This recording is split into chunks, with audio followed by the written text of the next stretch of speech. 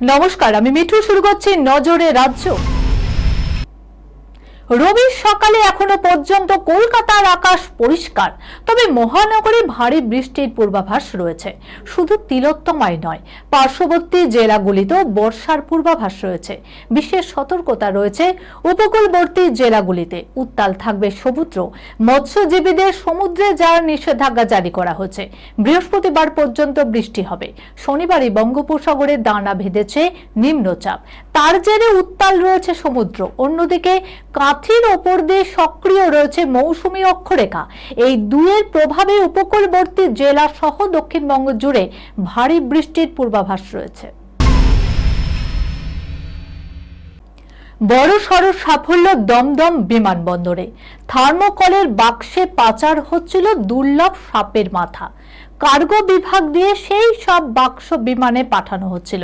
সেই সময় সন্দেহ হয়, সেগুলিকে তল্লাশি চালাতে হতচকিত হয়ে যান তারা।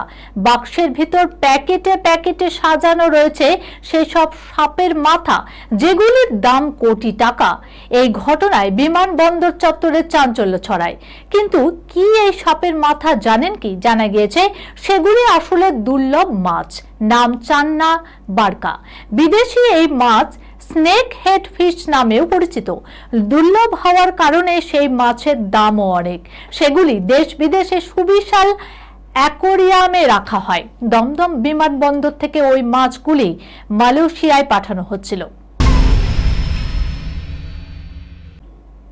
এবারের বিগ বস দুর্গ জয় সহজ নয়, একটা ট্যাগ লাইনেই বুঝিয়ে দিয়েছিলেন প্রিন্স অফ ক্যালকাটা। ক্রিকেটারের ময়দান হোক বা দর্শকে ভরা প্রেক্ষাগৃহের মঞ্চে সঞ্চালনার দায়িত্ব, সবেতেই স্বচ্ছন্দ সৌরভ গঙ্গোপাধ্যায়। এখন সৌরভের বিগ বস দেখার জন্য মুখিয়ে রয়েছেন বঙ্গবাসী।